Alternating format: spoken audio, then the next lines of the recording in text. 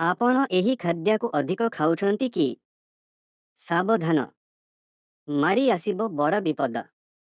ଯଦି ଯବନାସ୍ଥାରେ vitamin A ଥିବା ଖାଦ୍ୟର ଅଧିକ ବ୍ୟବହାର କରାଯାଏ, ତେବେ ବୃଦ୍ଧାବସ୍ଥାରେ ହାଡ଼ ଭାଙ୍ଗିବାର ଆଶଙ୍କା ଯଥେଷ୍ଟ ବୃଦ୍ଧି ପାଇଥାଏ। ଜାଣନ୍ତୁ, ଆମ ଶରୀରର ସମ୍ପୂର୍ଣ୍ଣ ଆଧାର ହାଡ଼ ଉପରେ ନିର୍ଭର କରେ। ହାଡ଼ ଅଛି ବୋଲି ଆମେ ସିଧା ଠିଆ ହେବାକୁ ସକ୍ଷମ ହେଉଛୁ। ଜନ୍ମରୁ ଯବନାସ୍ଥା ପର୍ଯ୍ୟନ୍ତ ଅସ୍ଥି ତିଆରି ହୋଇଥାଏ ଏବଂ ଏହା ପ୍ରାୟ 20 ବର୍ଷ ପରେ ନୂଆ ହାଡ଼ ଗଠନ ହେବା ବନ୍ଦ ହୋଇଯାଇଥାଏ। ହାଡ଼କୁ ମଜବୁତ କରିବା ପାଇଁ calcium, magnesium, manganese, vitamin D ସହିତ ଅନେକ ପ୍ରକାରର ପୋଷକ ତତ୍ତ୍ୱର ଆବଶ୍ୟକ ହୋଇଥାଏ। ଯଦି ଏହିସବୁ ତତ୍ତ୍ୱର ଅଭାବ ଦେଖାଯାଏ, ତେବେ ହାଡ଼ରୁ କ୍ୟାଲସିୟମ୍ ଲିକ୍ ହେବା ଆରମ୍ଭ ହୁଏ। ଏହା ହାଡ଼କୁ ଦୁର୍ବଳ କରିଦିଏ, ଫଳରେ ହାଡ଼ ଭାଙ୍ଗିବାର ଆଶଙ୍କା ବଢ଼ିଯାଏ। ଏବଂ ବ୍ରିଟିଶ ସ୍ୱାସ୍ଥ୍ୟ ମନ୍ତ୍ରଣାଳୟର ଓ ୱେବସାଇଟ୍ NHSର ରିସର୍ଚ୍ଚରୁ ଜଣାଯାଇଛି ଯେ ଯଦି ଯବନାସ୍ଥାରେ ଭିଟାମିନ୍ ଏ ଥିବା ଖାଦ୍ୟର ଅଧିକ ବ୍ୟବହାର କରାଯାଏ, ତେବେ ବୃଦ୍ଧାବସ୍ଥାରେ ହାଡ଼ ଭାଙ୍ଗିବାର ଆଶଙ୍କା ଯଥେଷ୍ଟ ବୃଦ୍ଧି ପାଇଥାଏ। ଏଭଳି ପରିସ୍ଥିତିରେ ବିଶେଷଜ୍ଞମାନେ ପରାମର୍ଶ ଦେଇଛନ୍ତି ଯେ ଯେଉଁଥିରେ ଅଧିକ ଭିଟାମିନ୍ ଏ ଥାଏ, ତାହା ସୀମିତ ପରିମାଣରେ ଖାଇବା ଉଚିତ। ମାଛ ତେଲ, ମାଛ ସ୍ୱାସ୍ଥ୍ୟ ପାଇଁ ଏକ ଭଲ ଖାଦ୍ୟ, କିନ୍ତୁ କିଛି ମାଛରେ ଅଧିକ ତେଲ ଥାଏ। ଏହାର ଅର୍ଥ ହେଉଛି ମାଛର ଲିଭରରେ ବହୁତ ଚର୍ବି ଥାଏ।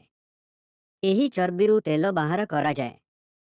ବଜାରରେ ମାଛ ତେଲ ଅଲଗା ଭାବରେ ଉପଲବ୍ଧ, ଯାହା ଅନେକ ରୋଗରେ ବ୍ୟବହୃତ ହୁଏ। ଏହାକୁ କମ ଖାଇବା ଜରୁରୀ। ଆନିମଲ୍ ଲିଭର, NHS ଅନୁସାରେ ଆନିମଲ୍ ଲିଭର ଅଧିକ ମାତ୍ରାରେ ଖାଇବା ଉଚିତ ନୁହେଁ, କାରଣ ଏହା ବୃଦ୍ଧାବସ୍ଥାରେ ହାଡ଼ ପାଇଁ ସମସ୍ୟା ହୋଇଥାଏ। ଆନିମଲ୍ ଲିଭରରେ ପ୍ରଚୁର ପରିମାଣରେ ଭିଟାମିନ୍ ଏ ଥାଏ। ନିୟମିତ ଭାବେ ଏହାକୁ ଖାଇବା ଦ୍ୱାରା ବୃଦ୍ଧାବସ୍ଥାରେ ହାଡ଼ ଭାଙ୍ଗିବାର ଆଶଙ୍କା ବଢ଼ିଯାଏ। ଅଣ୍ଡା, ଅଣ୍ଡା ଏକ ପୁଷ୍ଟିକର ଉପାଦାନ, କିନ୍ତୁ ଏହାର ଅତ୍ୟଧିକ ସେବନ ମଧ୍ୟ କ୍ଷତି ଘଟାଇପାରେ। ଆଜିକାଲି ଯୁବପିଢ଼ିର ଅଧିକାଂଶ ସହରୀ ଲୋକ ଜିମ୍ ଯାଆନ୍ତି ଏବଂ ଏହି ସମୟରେ ସେମାନେ ବହୁତ ଅଣ୍ଡା ଖାଇଥାନ୍ତି। ଅଣ୍ଡାରେ ଭିଟାମିନ୍ ଏ ପ୍ରଚୁର ପରିମାଣରେ ଥାଏ ଏବଂ ଭିଟାମିନ୍ ଏର ଅତ୍ୟଧିକ ବ୍ୟବହାର ହାଡ଼ ଉପରେ ପ୍ରଭାବ ପକାଇଥାଏ।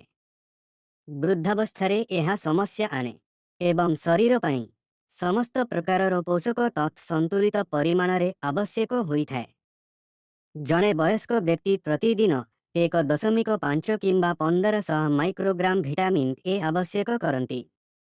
ଏହି ପରିମାଣଠାରୁ ଅଧିକ ଭିଟାମିନ୍ ଏ କ୍ଷତି ଘଟାଇପାରେ, କାରଣ ଭିଟାମିନ୍ ଏ ପାଣିରେ ଦ୍ରବୀଭୂତ ହୁଏ ନାହିଁ।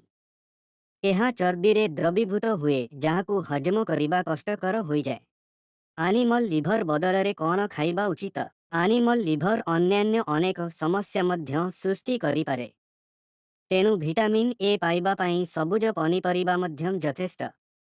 ଏଥିପାଇଁ ପାଳଙ୍ଗ ଶାଗ, ଗାଜର, ମିଠା ଆଳୁ, ଆମ୍ବ, ପାଚିଲା ଅମୃତଭଣ୍ଡା ଇତ୍ୟାଦି ପ୍ରତିଦିନ ଖାଇବା ଉଚିତ।